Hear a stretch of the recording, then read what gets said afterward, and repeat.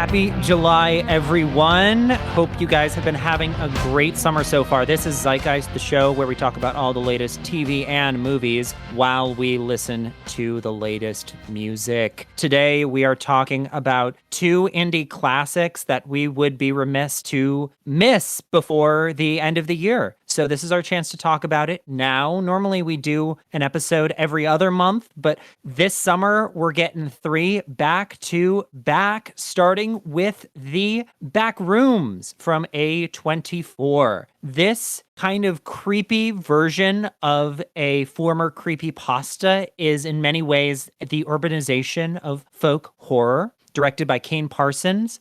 After some unusual electrical activity occurs at his furniture store, its owner ventures into a mysterious portal, which at first looks like the abandoned backrooms from some former tenant. So, talking about horror this week, in the second half, we're going to be talking about the movie from the Universal Imprint Focus Features, Obsession. So that will be a spoiler conversation in the second half. We'll try to keep our spoilers light on this first half. But first, my co-host, Niv El Baz. Dude, what is up? How do you feel about this new resurgence in horror? I mean, it is interesting. And hello, everyone. It's good to be back. It's good to do more episodes in the summer. I feel like horror has always had like waves of resurgence, especially this year. But I was talking to a friend about this a few weeks ago when I had watched Obsession.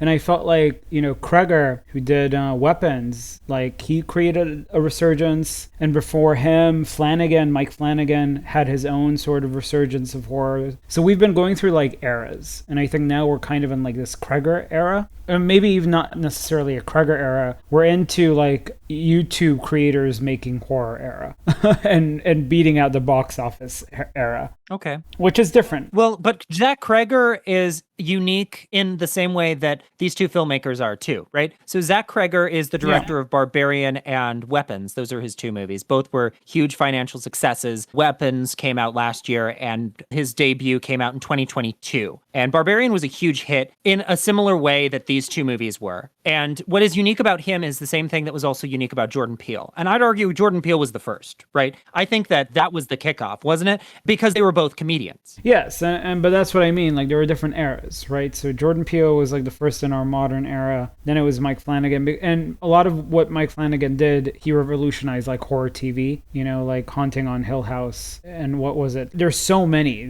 He's like House of Usher. And now he's doing like the new Exorcist movie with Scarlett Johansson. And Carrie. Yeah. Horror has always been like a popular genre. It's been a very auteur-focused sort of genre. Specific people have shepherded it over the last couple of years, and it's come in waves, like different waves of horror. And it's always been the case even like before pre-2000s, the directors who made Halloween and Scream, Friday the 13th, all of those movies, Nightmare on Elm Street, they were all like seminal. They were all important. They all like spoke in their own authorship and waves. And horror is just a genre that ironically never dies. I'd argue that we're still in the prestige era. I know that you're designating a first and second wave, and I think that can be a little bit more complicated the more you get into it, because since we're talking about the Backrooms right now, I think a good way to intro into this is by talking about the elephant in the room that ties a lot of prestige horror together, which already this is a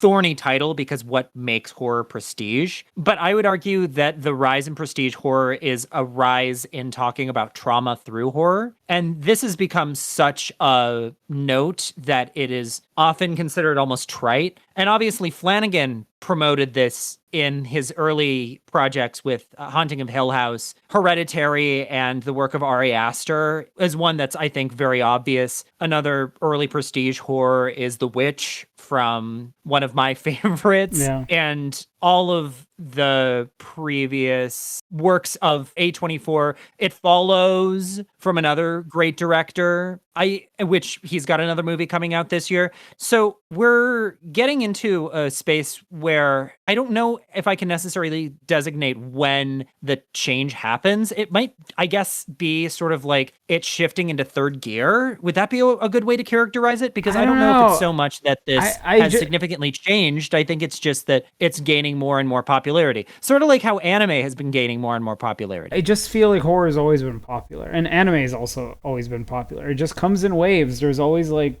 different Yeah, but projects. not always, right? Like you didn't see a lot of horror happening in the 1950s. But there was, like there was like the first monster flicks, like the original Universal movies. They Right, were, but those were in like the 30s and 40s. yeah, I'm but just saying that there's been kind of ebbs and flows. In the early sure. 2000s, there was horror, but the horror movies mainly came in the wave of like Saw. There were some things, but it didn't quite hit the same highs as the 1980s and the work of John Carpenter, right? So we can see how these things happen. Yeah, but I think ultimately what has been shifting is the dramatization of horror. Because like I feel like what's really interesting is especially like Backrooms and Obsession have been compared to The Exorcist. Because there's a sense of actual stakes having to do with them, especially with Obsession and The Exorcist, because it has to do with possession in a lot of ways. And what's really interesting about The Exorcist is that it felt like you were watching a drama. That's what made it accessible, but it was also horrific. Right? It was really scary. It was really creepy. It really made your skin crawl. And that's what great movies do. They ground you in the drama of the characters and what is happening. And again, like a lot of that through line is trauma, horror through trauma. And just this idea of like if you can truly connect to a character and the horror movie is not propped up by the horror itself but by the characters who inhabit it, then it becomes like really, really awesome and accessible to watch. Even the original Terminator could be seen as scary at times, or even Jurassic Park. But they're not horror films, like not necessarily. Like one They're is, close to it. yeah. I think Steven Spielberg has always found a way to ride that line, but that's where we kind of talk about what is horror in the same way. So, like, when you look at the 1950s cinema, you can say that there were plenty of horror movies because you could talk about all of the great movies that came from Alfred Hitchcock, right? Like, there are some seminal things that came through. But that's the thing, is Alfred Hitchcock That's horror? exactly right. It's hard, especially I feel like horror has different sects, right? There's thriller, there's mystery, there is like straight horror, there's gore, there is, suspense. It's a lot of different things. But I think why people refer to sort of the Kregerization of horror in terms of like this particular era is because it's, as you said, it's like about the form. It's not necessarily about the subject matter. The fact that, it is ultimately dramatic, it is almost like high stakes but in a low stakes way, if that makes sense, like in a low budget way. Yeah, totally. That it just feels very grounded, very grungy in the way that it operates, but still very artistic. So there's something to be said about the practicality of the way these films are made. Because again, it ties it to the actual character, the horror that the characters actually inhabit. I mean, what is the monster of weapons? Like it's also something incredibly simplistic. It's not like this big monster, this CGI monster. No, it's a lot more simplistic than that. And it has to do with children specifically too. I mean, that's not so much a spoiler. It is very much like the subject that matter.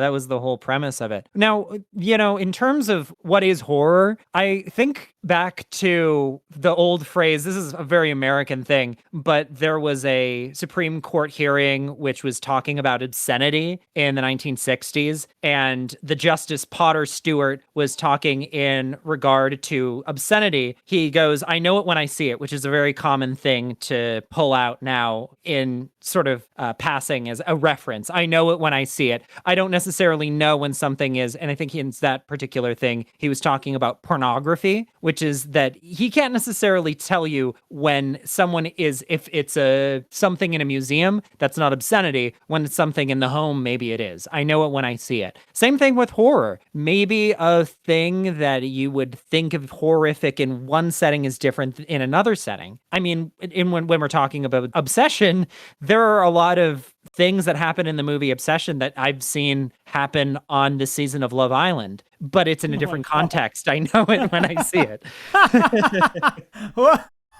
What an insane, oh my What a God, pull, what an right? insane, yeah, what an insane connection right Hey, there. you know what? This is what we do on Zeitgeist. Let's Is talk that, about, so when you're in a creepy liminal space, this is where uh-huh. I kind of wanted to draw us into. Also, very coded to Love Island, clearly.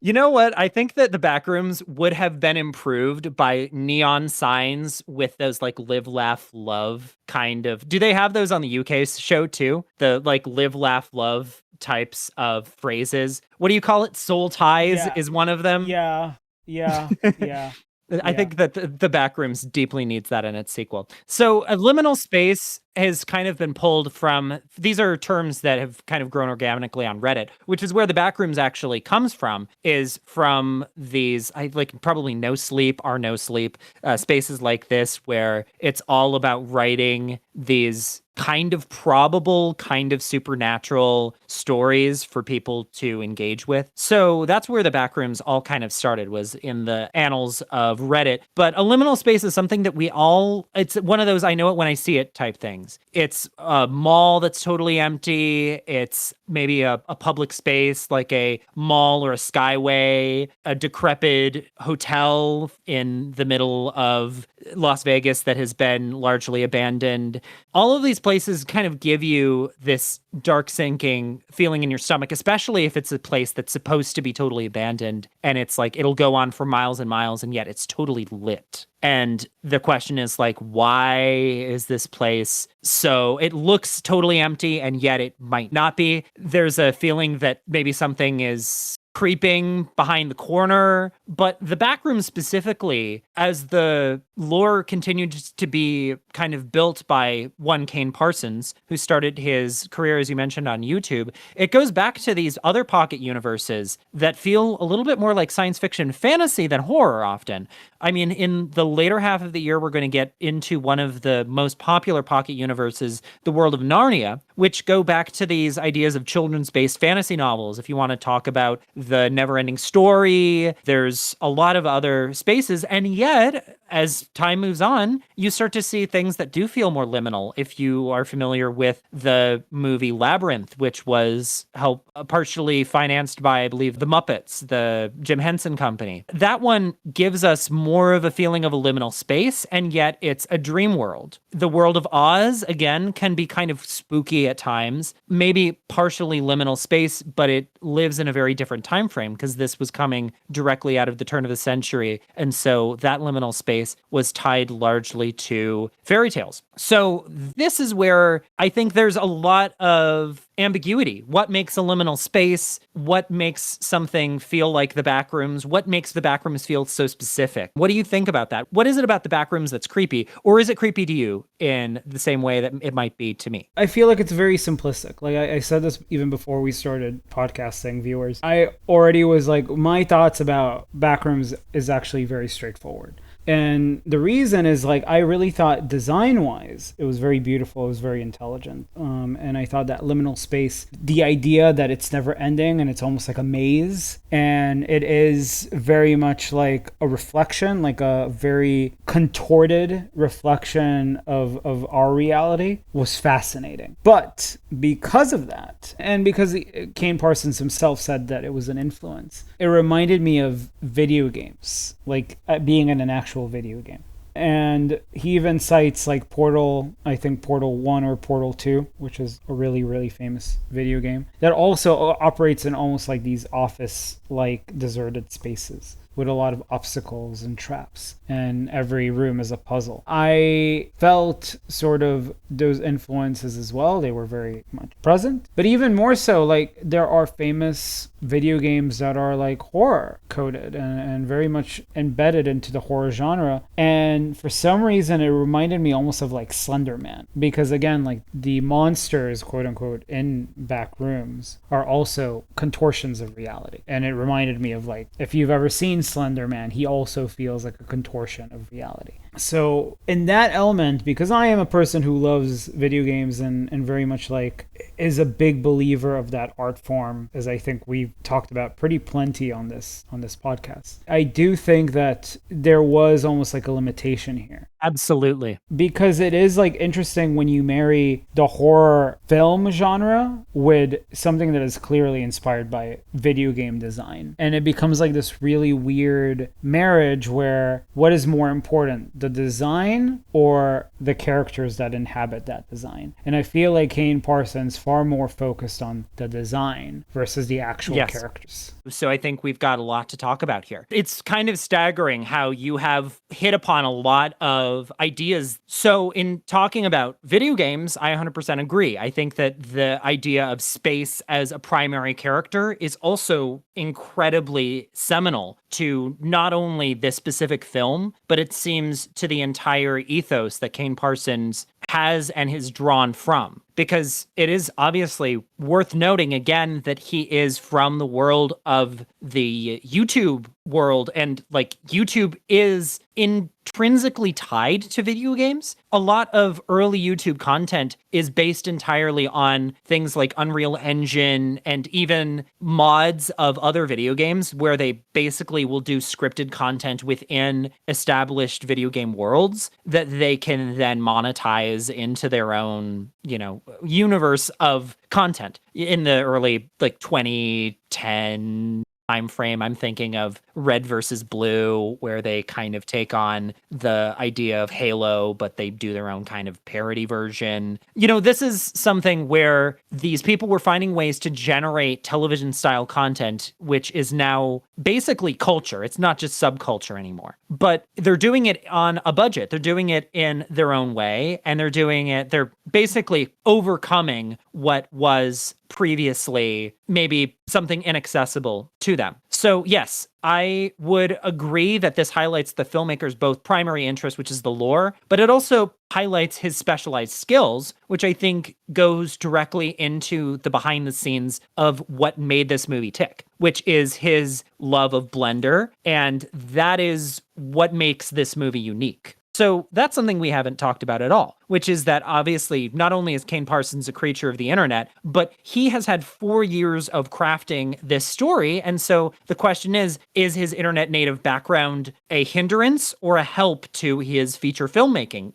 prowess? And I'd argue it's both. He is working to craft an IP, and it's an IP that he himself was creating. The Backrooms was a YouTube series that's target demo was probably early teens. I would argue that it's in some ways the same crowd that Masters of the Universe was courting back in the 1980s, but it's obviously such an incredibly different cohort because we're in a very, very different time of generational interest. And his experiment used the 3D imaging software Blender, which is a free software that basically it allows you to create whatever you want. The movie Flow, which won Best Animated Feature, I think it was last year, was created entirely in Blender. He created the first 21 episodes of his web series and finished that in early 2023, making most of them in 2022. From autumn of 2024 to winter of 2025, he did his final 3 episodes of the YouTube series. And from there, that was when A24 had already picked up his craft to essentially create the lore into a feature film. It's also notable to note that Parsons is working with established IP, so it is, because it was made on the internet, public domain, and his dexterity in creating this lore has, I think, 3 major assets, which is that he is creating something specific within this world. It's only really an office space. It's a world of interiors, which I think the Backrooms always really has to be, but his Backrooms operates as a non-organic environment. That's the first major thing. The second major thing is, as you mentioned, he is operating in a world of reflections. But the third thing is, I think, what makes this movie unique. And this movie is unique in the sense that it is distinctly horror-based. So there are monsters in this world, and it is something that you're not only really surviving the Backrooms from the perspective of it being a totally non-organic labyrinth, but it's a world in which you can be basically hunted by these monsters that live in this world. So then my question to you is about the conflict within that world. So you've mentioned that is kind of video game-like. How do you feel like the video game conflicts within the video games that you feel like are mostly directly correlated to something like the Backrooms? How does that compare with the conflicts that we actually interact with here? When you play like a horror video game, usually, and I think about like a lot of the traditional ones, because the most famous like horror video game I can think of is like Resident Evil, and even that has like a very specific sort of like story around it. But what unites a lot of horror video games, or even like games where you are just kind of like going through a space that is quote unquote horrifying to a certain degree, because Portal, for instance, is funny. It's like a game that is funny, but realistically the space you're in is objectively like a horrifying space. But what unites them is like a sense of mystery. You don't know what this thing is. You don't know the space. You don't know why these monsters exist. You are discovering it alongside the character you are playing, because they are your eyes, your ears, they are everything. They are essentially your guide that you control. And I feel like when you try to do that in a movie, right, there is that sense. It's done a lot where the main character serves as your eyes and ears in a movie. But the difference is when they discover things too alongside you, and you don't know anything about them. Like, the difference is in a video game, you spend hours with them. In Backrooms, how long is it? It's like 2 hours. That's not a lot of time. And because of that, you become a lot less, not necessarily invested, but you become a lot less understanding of what is even happening. Because it looks cool, you understand objectively that the space they're in is horrifying and that there is a mystery. But the mystery is so massive that it can't fit in one film. And the film is aware of this. It is so aware of it that the way it ends is like a massive mystery. It's almost like a massive cliffhanger in a way. And it is. It's focused on two characters. And what are they, Jordan? Like, who are the actors again? Yes, I have them on the notes. So we have Clark Chiwetel Ejiofor, who's a depressed and recently divorced owner of a furniture store, who has begun to fall asleep at the store and finds a portal to another dimension after, as I've mentioned in the description, some unusual electrical activity.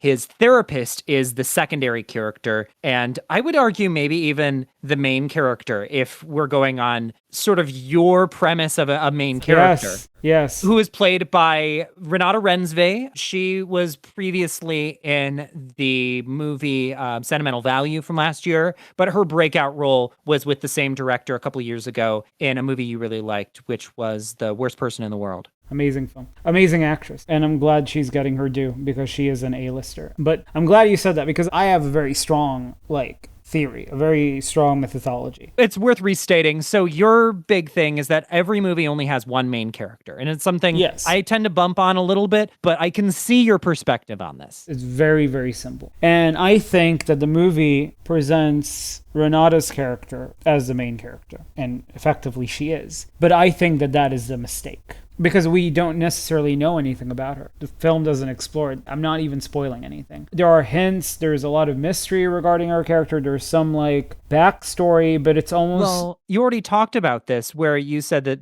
it doesn't give us enough time to properly explore the world. No. Which I think is true not only for the Backrooms themselves, but also the world around the Backrooms. This is obviously a movie that is kind of caked in nostalgia, and it takes place in the 1990s, which is just kind of part of the general lore of the Backrooms at large. And that's something that we don't really ever explore really in depth because it is only a 2-hour movie. It's spare in its hints on what this whole world means, sort of more conceptually. It, I think, is a full piece. It has a good beginning, middle, and end. But you're totally right in the sense that, and this is where I wanted to, obviously I queued you up, but her entrance into the Backrooms is the turning point of the narrative, the midpoint. And then Clark's entrance is more of the inciting incident, which means that she herself makes the turn of the movie. In the same way, I'm just watching True Grit for our follow-up episode, and I just got to the midpoint of the movie where the characters begin their journey. So it's pretty one-to-one. But what's interesting is that when she does that, she doesn't have to do it. She has actually no real stakes involved in it. That's fair. She makes an active choice, but it's also a silly choice. That makes sense. But it does, right? Because she's aware that it's dangerous. She's putting herself in danger, but for no believable, convincing reason. And the reason why it's frustrating... I don't know if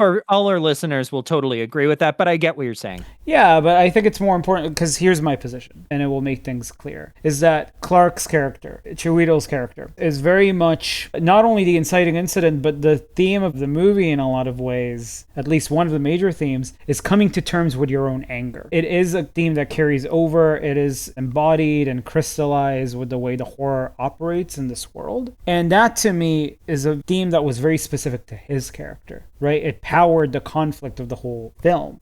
It powered the horror. And I thought it was a really powerful theme, but it's set up, but it's never really not only capitalized on, it never really pays off, which felt like a cop-out. It felt like a screenwriter's cop-out of being like, I'm not actually interested in this, but I'm more interested in this. Right. He doubles down. Just to say that I think that the main issue that you're highlighting here is that there is an ambiguity in what makes a central conflict and what makes a central theme here. And I think that that's a key point that makes this a little bit difficult to parse. I think that it's maybe not interested in that. And so I can't really say with certainty personally that that's going to be the nail on the coffin for me, because obviously Kane Parsons' main interest is in world building, and that's where he's kind of like interested in the video game sort of it all. Yeah, in terms of the conflict, what is the conflict, right? I mean, I can see the theme being more broadly about depression. If you're talking about anger and depression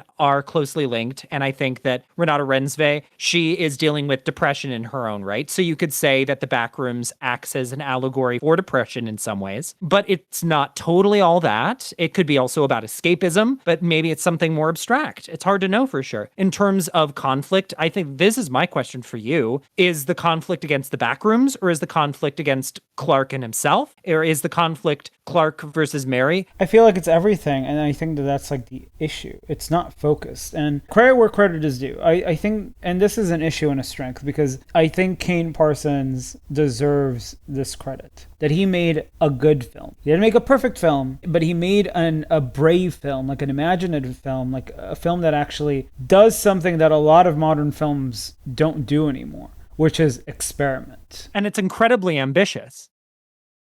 But here is the issue. And again, I'm not trying to insult him. It's the opposite. I'm trying to commend We can't be dogging on a debut filmmaker like that. I think it's obvious. That's what I'm saying. From the context of our conversation, that we're not dogging on the movie at all. We're not dogging. We're just saying that a debut feature is going to have some holes in the cheese, so to speak. But it's more than that. He's 20 years old. That's it. That's the reason. He's 20. He's young. You're saying you don't think he's the right filmmaker to talk about divorce? No, well, maybe. I think that that's part of it, actually. I think it's just like when you are a young writer, and I say this as someone who was a young writer once. I'm 32 now. We met when I was 20. Do you remember my stuff when I was 20? It was very different from my stuff now. That is so funny. Yeah. Well, but you also did a good job of finding what you were interested in the moment, and that a lot of the written work that you've done that I found very successful was leaning into your existing experience and not like trying to write things that you wouldn't otherwise have note on. Sure, but it's also a sense of like there is a sense that maturity and knowledge and wisdom can only come through time, through actual lived experience. And I think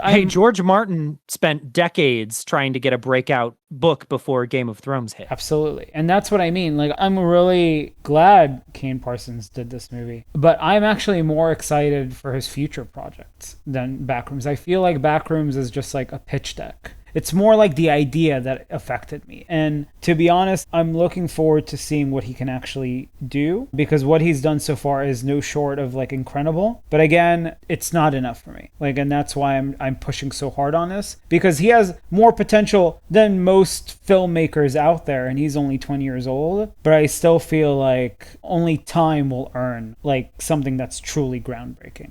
Well, on that note, I think we can take a break and listen to some music. And then I think it's time for us to dive into the meat of this podcast, which is talking about the movie Obsession. So stay tuned, and we will see you in just a second.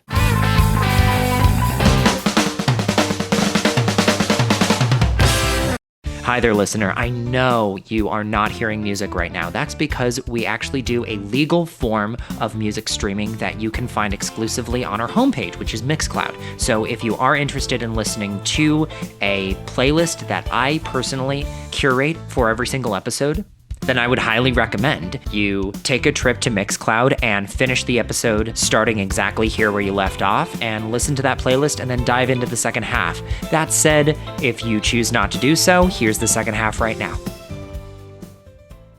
And we're back. Okay, so we've talked a little bit about horror, but obviously the larger YouTuber atmosphere is gaining a lot of traction this year, and that's sort of the point of this episode. And this is well-trod territory in the filmic discourse writ large right now. There is Cory Barker, who is the director of this film that we're talking about, Obsession. We are going to be talking full spoilers about this movie top to bottom, so if you have not watched it, I highly recommend you do so. I believe that by the time this recording has posted, we will be able to see this on VOD. And I think it'll probably go to Peacock, I would guess first, although Amazon Prime is in play as well. The Universal Library gets a little funky. So Cory Barker, he started on YouTube as a comedian. This is pretty common now. His contemporaries would include, of course, Jordan Peele and the director of Weapons. He is an incredibly hot ticket in the industry. He has his future films already acquired for distribution, and he's working on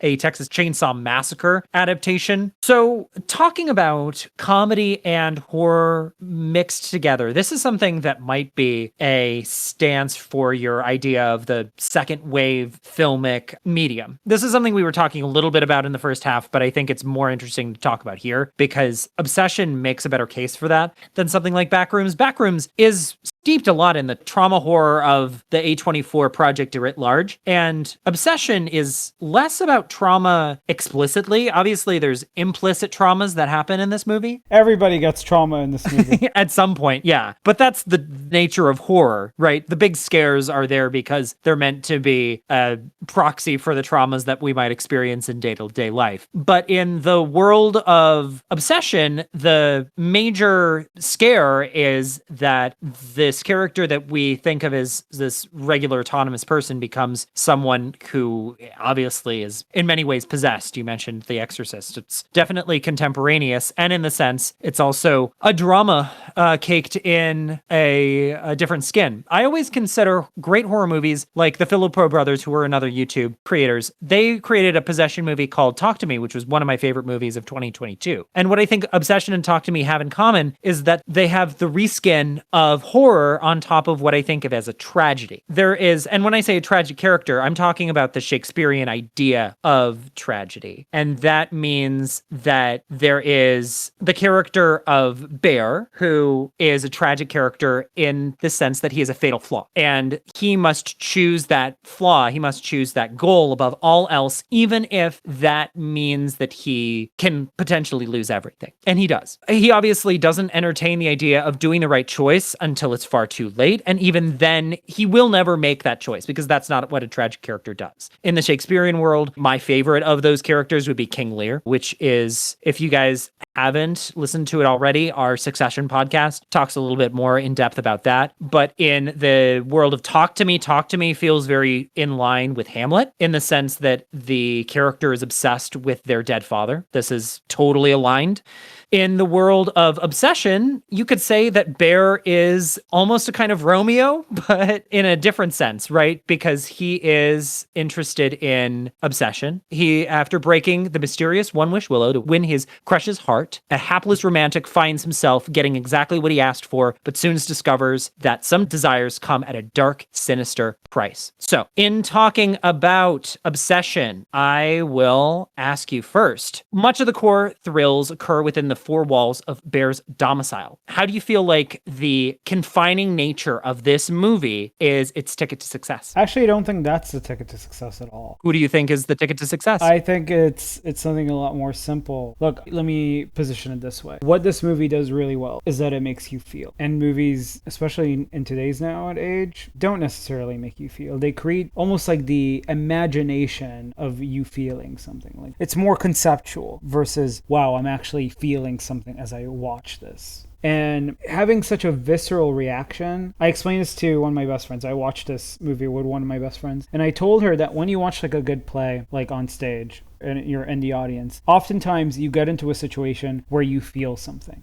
You feel a really strong sense of uncomfort or grief or pain, and it's because it's happening right in front of you. So the barriers sort of break down, where because the characters are in front of you, very much breathing in front of you, living in front of you, arguing, fighting, loving in front of you, you suddenly feel the energy in a room because it's actually present. With movies, it's a lot harder to feel the presence in the room. But with this, like, the feeling you feel at all time is uncomfort. And that is an incredibly strong feeling. And you ask yourself, okay, how much can uncomfort carry a film? If that is all you feel, like, why is this movie groundbreaking? Because the uncomfort you feel comes in various different flavors to the point where it's like every moment is different. It still generates a feeling of uncomfort, but the type of feeling that you get, the type of uncomfortable feeling you get is different. And what I mean by that is the idea that Curry Barker and even Jordan Peele sort of revolutionized this idea that comedians oftentimes are able to create the best horror films. And you know this, Jordan, like comedy and horror are actually very close to each other in terms of genre. Sure. And what unites them, again, is this idea of uncomfort. If you say a joke and it makes you uncomfortable, you laugh because you are uncomfortable. There's something like icky about it, something like cringy about it. Like, look at The Office. So much of it is successful because it is uncomfortable to watch. And it's the same with horror. You are watching it and then it goes deeper into the uncomfort where it's like not funny anymore. It's like gross. It makes you feel even more icky when you're watching it. But what Obsession does really well, and this is the success, it makes you feel so uncomfortable that elements of the movie are incredibly funny and incredibly depressing and incredibly scary and incredibly stressful and incredibly like frustrating, that all of it is united by one thing and one thing only, your sense of uncomfort. And it still generates a myriad of different things. And that is the secret to its success. So what you're talking about, I guess we should disambiguate here. I guess I was getting into atmosphere, and maybe the start of this needs to be tone, which are two distinct things. Atmosphere is maybe a little bit more about design, a little bit more about cinematography, and The Four Walls, I think, is a really good place to start because it is so much part of the movie, and it's part of the movie's DNA too, because it means that this movie can be made on a budget of less than $1 million, which is a huge part of what makes this kind of an industry Cinderella story. But the other thing which you're talking about is tone, and tone is an interesting point. Obsession is a unique movie tonally because this is not an idea that is so unheard of. And the idea of the monkey's paw and like a supernatural kind of curse that forces a man to re-examine himself, right? That's not something anything new. And I think of a monkey's paw, I mean, in horror, it's well established, but in the rom-com genre, you think back to a movie like Shallow Hal, which was maybe a product of its time. Well, Jake Black recently talked about it too, which is so interesting. Yeah. Well, what did he say? He said like it's the one movie he kind of regrets making, but at the same time you can appreciate like that it did talk about this idea of what is shallowness, like accepting someone not based on like the cover of its book, but really what's lying underneath. He appreciates the fact that, you know, they did try to talk about those themes, but it still was for the sake of the comedy of those themes rather than going deeper on those themes.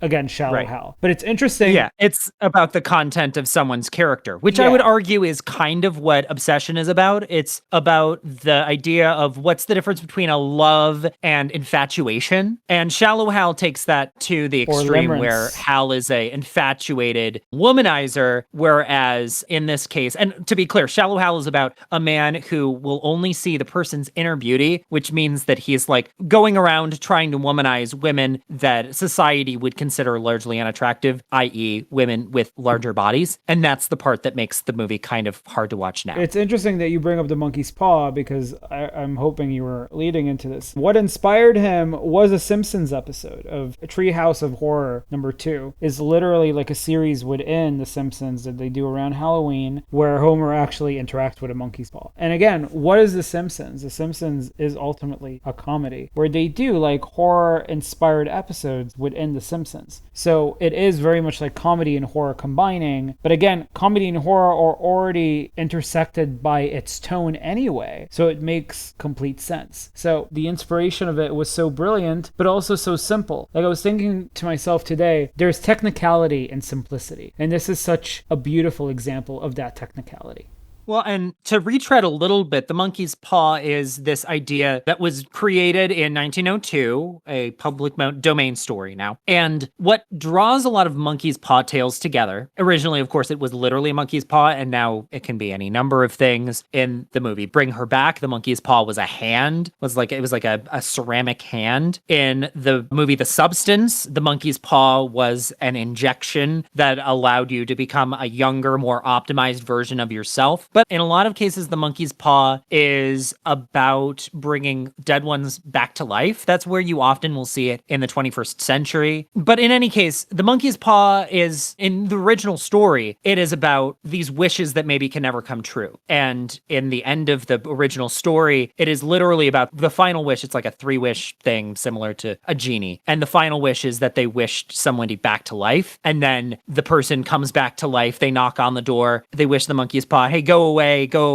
And then the door knocking stops, and that's the end of the story. So it's definitely an early example of the kind of horror that we'll see in the modern day. But obviously Obsession takes it to a whole nother level. But it is worth noting, so Obsession comes after, it's post-Me Too movement, and so it removes the off-ramps of what might have been something more explicitly comedic, and it takes it way into a different territory. Now, it doesn't scrub that comedy away, but it does actualize what could have been more of an implication. And it really takes the character of Bear, as I mentioned, played by Michael Johnson, into a whole different world. So here we need to talk about the actors. So Michael Johnson, Indy Navarrete is the character of Nikki, Bear's crush, and subsequently his girlfriend. And in the first act, we see Bear and Nikki at a karaoke bar. The karaoke bar is here in the Valley area. Actually, it's not far from where I live, the original space where the karaoke bar took place. This is a funny movie to watch because the Italian place that they filmed in for the opening scene is within about a mile or so away from that bar, the karaoke bar. And that is, again, around the Burbank area. And I live in like walking distance to a couple of these filming locations, which I just think is notable. And it's an area that you've walked around yourself. Yep. So it's just kind of funny. I don't think you probably recognize a lot of these locations, but it is notable that we're literally like in Burbank during the most of the course of the movie Obsession. Even though technically the movie is supposed to take place in a world in which theoretically a 20-something-year-old person could inherit a house like that and be able to like survive, which is kind of a fantasy, It actually weirdly felt like, I don't know, almost like North Dakota, South Dakota, Wyoming, Minnesota. It didn't feel like LA to me at all. But I agree with you. And what's really interesting about that scene is like that first scene, I think it was like the one that was shot last because it was done in reshoots. Because the original opening scene was him coming to the house and discovering his cat died. Spoiler. But my point is that like Curry Barker realized that his opening, it didn't broach like the idea of the movie enough, like the core of the movie. And that's why he did it this way. That's where I really commend him, because a lot of what he did in this movie was experimentation, much like Kane Parsons did, except with Curry Barker. And again, I think it does truly have to do mainly with age and this idea of like, when you're older, you still experiment, but you're also like, okay, what can I do to really focus this in? And he did a really good job of experimenting in his first sort of round of shoots. But then when he did reshoots and added more footage, he was more focused of like, okay, this is what needs to happen now. Well, and you miss a lot of that stuff because the best part of this movie is the few minutes that we get. Now, you wouldn't miss the introduction of Nikki prior to her recharacterization, right? Because that would still allow for them to like go to the karaoke bar and hang out if the cat dying was the opening scene. But that also indicates that like most of what is we think of as the opening movie and we get to understand who Bear is as a character is gone because we don't get any of the these ideas of toxic masculinity that become so essential and have become the like discourse engine that Obsession is now, which is literally talking about Bear as a villain, as a real villain. I've heard literally people compare characters, people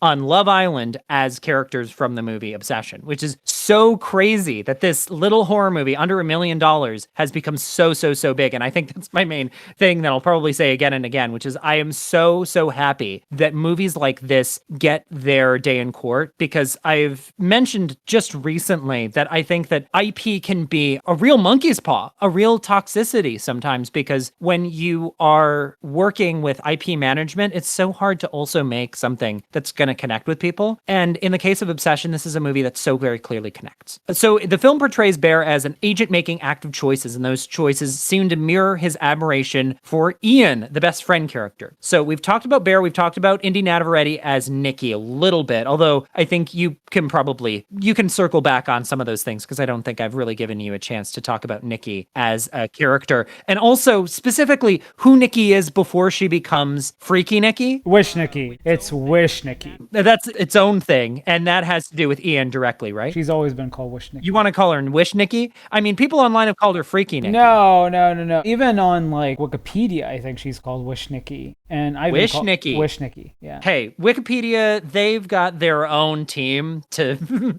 vet articles. Their ecosystem is autonomous, and I wouldn't necessarily say that they are subject to the rest of the world. But I get what you're saying. In one point of the movie, we'll call her Wish Nikki for this sake. Wish Nikki says, "Oh, but I'm your Freaky Nikki." So it's a name that she gives herself. Yeah. This is my argument. It's a fair one. But so we've got Ian. Ian is, I would argue, Ian's in a lot of ways, he acts as in that opening sequence that was added in reshoots, which again takes place at the Italian place just down the road. They're talking about what will attract women. And this is, in many ways, it acts as the moral center of who are these men and what do they believe. And has a jock that very clearly he was like a popular kid. We later find out that he has a relationship with Nikki a little deeper than we originally believe. And it reveals these facets of implicit consent, which are so often questioned throughout the rest of the movie. And it veers so broadly because of this opening sequence and these two characters that are working together to shape this common belief, which is, how do you get a girl to like you? Which is already like a loaded question. Yeah, and I think that that's where the film really sets its strength, when it grounds itself into that reality. Because what it does really well is ground itself into its ideas and its themes really well. But unfortunately, it does have a weakness. Obsession does have a weakness, and it's mainly with the logic of its, not even its world, but more specifically of the way the characters sort of inhabit this world. And what I mean by that is, you just said so yourself, like they feel like teenagers, and yet they're not really teenagers. They're in this weird liminal space where they're like all pre-college, but they're all post-high school, and they all work in the same place. Well, maybe they just didn't go to college. You know what I mean? But all of them are... I think that's a simple solution there. Maybe, but they're all trying to. You know, like they're all like... Yeah, they're all about to go to college. Exactly. Yeah. But they're all like a little late to the game. So yeah, I guess they're like Riverdale age. People who are in their late 20s as actors, but maybe acting. But Riverdale age doesn't exist. That's the point. Like, that's what I'm saying. Like, and I think that that's like the issue, because like the opening scene is very grounded. It's grounded in this idea that resonates, right? Like where teenagers talk about like, how do I get the girl? What's the best way to get the girl? That's a normal conversation to have, especially when you're like a teenager or someone just fresh out of high school or in their first year of college. That space of time makes sense. But I think that everything around that, you know, when the movie sort of falters under its own logic sometimes, it has to do where it doesn't really know where to place the ages of these actual characters. Because even then, like realistically, the movie takes place over the course of, what is it, weeks or months? And the span of time also feels like weird, because you're just kind of like, what are they doing with their lives? It almost makes you question like, okay, it's in that moment where you feel like the screenwriter's hand, where you're just kind of like, okay, these characters don't live lives outside of the movie, but they live lives sort of fulfilling the purpose of the movie, if that makes sense. Yeah, I don't know. That's an interesting point to make. I don't know if I necessarily agree. I mean, films are attempting to depict real life, but you as a screenwriter know, films are not real life. And we've talked about Sure. that ad nauseum about how distillation is sort of an essential point. And But that's what I mean. I guess the it opening does. I guess scene. it does. In the same way that Backrooms sacrifices character for atmosphere, Obsession sacrifices, I guess you could call, the like larger world for what world that they've created. I just think the internal logic of the world is solid enough. You have to buy into it, I guess. You have to buy into the One Wish Willow too. But that is my argument. Like, there's a reason why the opening scene was shot after everything else. Because the opening scene feels grounded. It feels something very, very real. But the rest of it feels like specific to the world of obsession. And I was talking about this to one of my best friends yesterday, about like this idea of competing drafts. When you develop from draft 1 to draft 2 or draft 2 to draft 3, elements of the draft before start conflicting with your new draft, because the solid ideas you have don't necessarily jive with the new ideas you're having. So there's a sense that when the movie starts, you're very much like, okay, this is grounded world. This is real. This is a real conversation between two real people about a real thing that happens all the time. But then you get to the next scene, and it is literally him arriving home to his cat dead because she swallowed like pills that he left on the ground. And then you start questioning, why does he live alone? Who does this house belong to? Basically, it creates a lot more questions that actually fit the world of obsession, but do not fit sort of the opening sequence. And I think that that's like the interesting thing here, where even that is debut film paints, where you have these competing drafts and you're just kind of like, I'll just roll with it. They're small things and ultimately inconsequential, but what I'm trying to talk about is Kane Parsons and Curry Barker share in a similar situation where they made like a really ultimately cheap movie where they could like experiment really easily, cheap compared to other films, of course. Yeah. Like, that's important to say. But I think what I'm trying to say is that because they made it very cheaply, they had more freedom to do what they wanted. But because of that, they had probably like less oversight over what they were doing. Yeah, well, some oversight still. I mean, I heard tell that was offered more money to make the film, but they had some different things that they wanted to do with it. So he stuck with his initial investment, which was still meaningful and moderate, but, you know, it did involve him obviously making some sacrifices. So he took less money, but he did take some money. And we're going to talk about this next month, about sort of viewings, right? Like those big budget viewings where movies are seen like 11 times before the final cut comes out. Test screenings. Test screenings, yeah. We're going to talk about that with Supergirl. We're going to talk about that with Spider-Man. And, you know, they're insane. And like the result has been insane with Supergirl. So it's just kind of like this thing where sometimes too much oversight is not useful. It's actually a hindrance. But sometimes a little bit of oversight is useful. And I think that even with this, in Curry Barker's like original ending of this movie, it was different, and it actually was, in my opinion, weaker. Someone in the room, which was his dad, said to him like, look, I don't think this should be your ending, and he actually recommended a different ending that Curry Barker only shot once. He only did one shot of it. Only one time. He did sort of different takes, yeah. Well, and I think that the actor, I want to say the actor Michael Johnston was also involved. He was, but what I'm saying is like that final take, that final shot, that's what I'm mainly talking about. Not even the sequence before that. Because you're right, even the sequence before that entire scene was up to a lot of editing, a lot of change, a lot of interpretation in that moment. But the final take itself, because it decides the ending, the actual true ending, he only did one take based on what his dad suggested. And he ended up choosing that take because it was ultimately the right one, because it was really powerful. But the issue with it is that imagine if he didn't, right? Anybody else would have understood, realistically, this is my movie, this is my take. It takes a lot of restraint, a lot of maturity, and a lot of humbleness and grace to be like, you know what? I'm serving my movie. The movie's not serving me. Well, it's sort of in the same camp as when Steven Spielberg decided not to use the rubber shark in Jaws. Yeah. This was a deliberate thing that he was spending a lot of time with when he was shooting the famous, obviously, Blockbuster. And then in the edit, he was like, you know what? I'm actually just not going to show the shark because the shark looks dumb.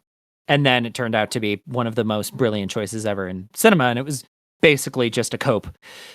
Yeah, that's fair. So we're talking a little bit about a lot of different things, right? We're talking about tone. We're talking about sort of the meta text of how a movie gets made. We're talking about Curry Barker's father. So he played a large part in the movie. He actually wrote a sequence for the movie. He did. The party scene midway through. This movie clearly has a lot of different ideas. I've, got a lot of different things rumbling through my head. It sounds like what you've been interested in predominantly is not just the ideas within the movie themselves, but also sort of the meta text around what it means implicitly relative to how a movie gets made and draft on draft on draft, which is worthwhile and notable. But I think it's also worth noting more of the ideas that this movie explores, because I think they do have wide-ranging implications. Now, as I talk about my feelings about the movie, I think it is also worth noting that you're totally right in that he stumbles on a lot of really cool things that maybe aren't necessarily things that he would have written in draft one, if that makes sense, right? So when you're talking about the idea of implicit consent, which I think is something so specific to this movie, it's like really cool and really interesting and obviously wide-reaching, but it's not necessarily something that is like obvious when you are just following this movie on its surface, right? So we were talking about the karaoke bar. Obviously, the big point of the movie is the One Wish Willow, which Bear initially wants to give Nikki as a gift. He keeps it for himself. And then the big point of the movie, the inciting incident, is where he cracks the One Wish Willow. He says, I want, what is the exact thing? I wish that... It's like, I wish that Nikki loved me more than anything else in the world. That's the one. So then we have the turning point of the film. What I think is cool about this part of the movie is that Nikki acts like a character that I've never seen in another possession movie. Curry Barker talks about this in actually an interview that I just posted on our Instagram. If you go to at Zeitgeist Pulp, he talks about how he didn't want Nikki to behave like the character from The Exorcist, where she's just like, scary. Like she's actually a different person, but you sort of question her intentions. And continually throughout the movie, you question her intentions with Bear before she becomes possessed Nikki or freaky Nikki or wish Nikki. But then you also see that she is kind of still herself, or at least she is, I almost think of her as like a demented AI chatbot, where she is not herself, but she is. And I'm curious what your take was, if you feel like it is more of a normal kind of possession, or if you feel like there is something different about this version of possession, and maybe if it has any other wider reaching implications, whether implied or otherwise. I mean, what's interesting if you connect it to Backrooms is the idea of contortion. In Backrooms, you had a contorted world, you had contorted reflections of actual characters. And here it's the same thing. Wish Nikki is a contorted, almost like flattened version of real Nikki, because again, she's driven by one desire and one desire only, which is the wish. The wish of like, I will love Bear more than anything in this world. And what's really interesting with the way that Curry Barker shot sort of Nikki's scenes with Indy was he directed her by telling her, like, look, I'm going to film you essentially in one portion of the scene acting interested in Bear, and in the other one not acting interested at all. Like, I want you to act romantic and platonic, and we're going to essentially like mix and match those takes, which was brilliant, right? Because it makes it ambiguous, it makes it ambivalent, it makes it real. Again, it makes it real, because when you're in a situation like that with a person that you like and you're so hyper focused of like, what does this person feel about me in return, you get this tunnel vision of like where it is hard to discern. There is an argument of like, did Nikki actually have feelings for Bear back? And according to Indy Navarrete, she did. In an interview, in an early interview, she was like, she did. It was just like mixed with a lot of other baggage. It was complicated. And Bear wasn't ready for her relationship either. And that's very clear within the text of the movie. Ultimately, what we get is still a version of Nikki, because even Wish Nikki says this to Bear throughout the movie, like, I am her. Why am I not good enough? Like, I am her. But she is and she isn't. Because obviously the real Nikki is trapped in there. And what makes, again, the movie so brilliant is that rather than just be possessed and then essentially like spiritually dead, no, Nikki is not. Like, real Nikki is not. She actually comes out in various moments and she fights to break free of her possession. Yeah. In increasingly like dire and insane ways, to the point where her strategy literally becomes, I'm going to kill myself. Well, okay, so you were talking earlier about how his father, the director's father, Curry Barker's dad, was like a part of creating an ending. So when we get into the section of the movie where now Freaky Nikki or Wish Nikki Nikki is in full control and is making the choices for this character who is definitely not ready to be in a relationship with Bear and is doing all of the things that a person in a relationship will do. In fact, she is servile. She is like a wife, literally like moves into his house. At some point in the movie, they go to a party together and she reads a poem off of her phone, which was actually written by, we'll call him Mr. Barker. And what was really cool about that poem is that it feels very different tonally with the rest of the movie, but it also does something really important, which is that it brings the identity of Nikki, real Nikki, into the world of Freaky Nikki or Wish Nikki. And she is talking about Bear as if he was a brother in this poem. And she's also obviously writing as if she's a writer, which it seems very clear that the character of Nikki wants to be like not just a writer, but like a poet, like writing the great American novel. And she needs like real, pure inspiration to do so. And you see that kind of writing in this poem, but it's an amalgamation of these two conflicting personalities. And that's where I find this movie just to be so idiosyncratic and beautiful, and definitely one of the best movies of the year, in the same way that Sinners brings a perfectly distilled, unique, and specific perspective alive. And obviously it's a very collaborative end product, but it's not necessarily, I mean, I'm not going to say that this is like the product of an auteur, because obviously it is a product of a lot of different things, but it brings such a really great central point home, which is an idea about consent and about implicit consent within relationships. It's the idea that if you are in a relationship, then you allow yourself to be in compromising situations that maybe you aren't otherwise necessarily privy to. I mean, in one point in the later half of the movie, they are in, I would say, intercourse, and Nikki obviously is gone. Like, she's not there. Neither Nikki is present. It's just sort of like a blank page on her face. And that's a sign that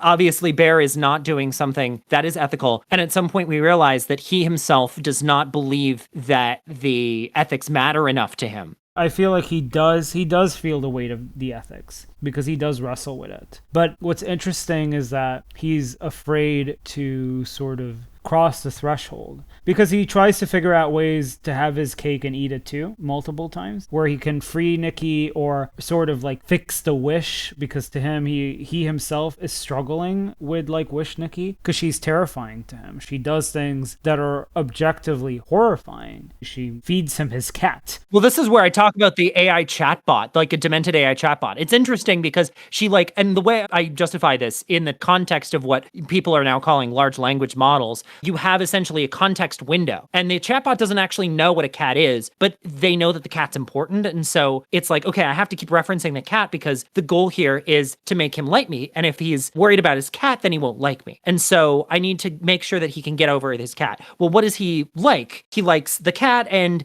he likes eating, and maybe he likes eating animals, you know, maybe he likes eating beef. And so if he likes eating beef, then maybe he likes eating his cat. And so she tries to feed him his cat. And so this is where it's like, I've never seen a character scary in this way, because she like clearly wants to do things, but it's like a demented version of it. And it's only just because she can't actually like see the real world. She's limited in her scope. And so she's like a baby. She's hapless in many ways. She like literally soils herself when he's not there. This is the kind of person that actually can't functionally live without Bear. And I mentioned in like the times of the past, there's a trope, the born sexy yesterday trope, which is exactly this. A woman who is like both a sexy fantasy, but also can't live without a man because her brain like isn't fully there. She's like the brain of a baby, but the body of like a beautiful woman. And Nikki is the demented version of that, right? In many ways. It directly explores the objectification, what it means when made purely literal. So it's Nikki asking, okay, Bear, you want me? Well, you get all of me. It's the idea of too much birthday,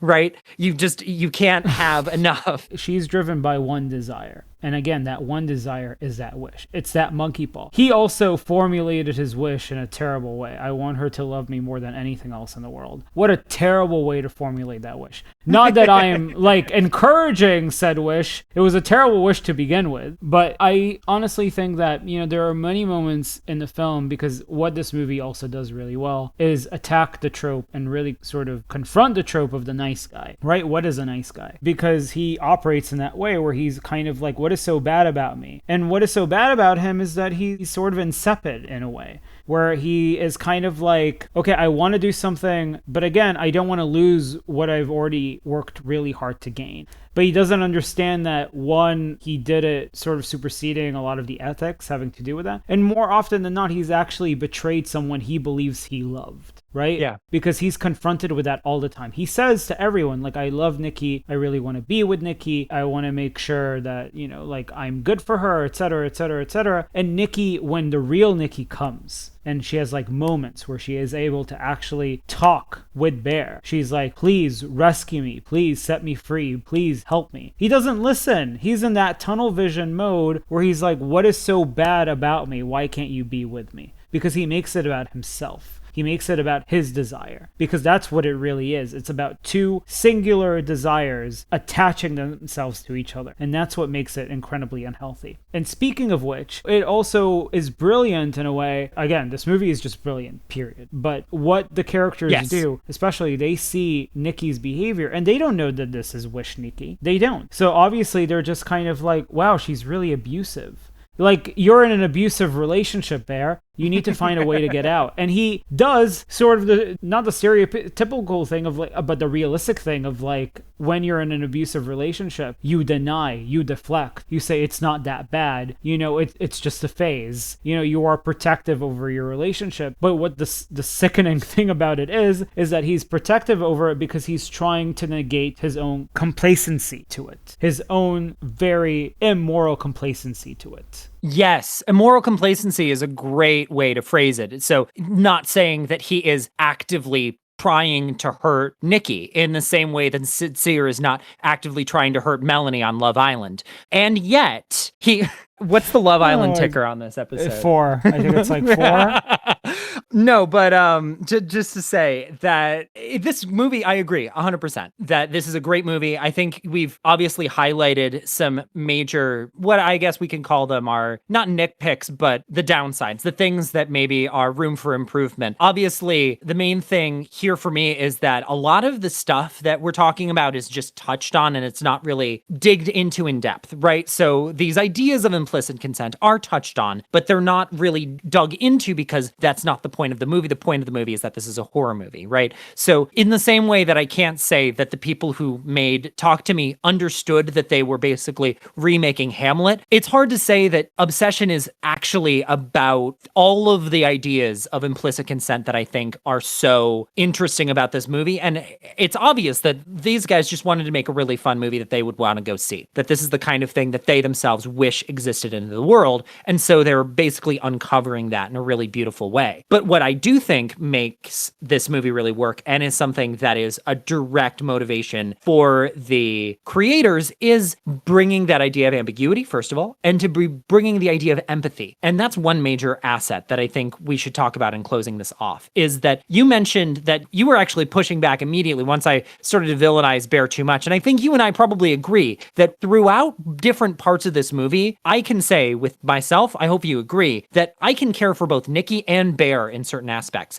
that I can villainize Bear by the end of the movie because he has doubled down on the things that he has chosen early in. But also, Bear isn't always a villain, and he can choose to not be a villain at several points in the movie. Yeah, and there's a lot of moments where he actively is trying, but then it becomes like a debate. Is he doing it selfishly, or is he doing it because he wants to do the right thing? And there are elements where, again, what makes this great is that it jumps between. It's not a clear answer, and it's more true to life. Often oftentimes human beings are not pure in their decisions. You know, some of their decisions are selfish, some of them are altruistic, but oftentimes it's a combination of both, and usually it's a percentage too. What is the higher percentage in that moment? Who knows? It's dependent on the situation. And to be honest, like, I think throughout a lot of it, he's just a young man, again, trying to figure it out. And his biggest crime is literally, and it's still like an awful crime because it makes him immorally complicit. But he's trying to have his cake and he's desperately trying to eat it too. Wow. And on that note, talking about having your cake and eating it too, boy, oh boy, that is maybe the greatest sin of one James Gunn working on the movie Supergirl, which we are going to be talking about next month on the podcast Zeitgeist. Thank you guys so much for listening here. So to close things off, now our next episode coming up is going to be on August 23rd, as long as time moves the way that I am hoping it will. And we're going to be talking about Supergirl, which may at that point be on video on demand, the way that things are looking right now. And Spider-Man Brand New Day, which will almost certainly not be on video on demand and will more likely than not still be in theaters by the time that episode comes out. So on that note, thank you guys so much for listening. Once again, if you do want to keep following our podcast, please do so on Instagram at Zeitgeist Pulp. You can follow us wherever you listen to podcasts. If you have the capacity, please give us a 5-star review and tell your friends about us. I have been your host, Jordan Conrad. And I'm Nevo Baz. Thank you so much for listening. Stay curious, and we'll see you all very shortly. Bye-bye!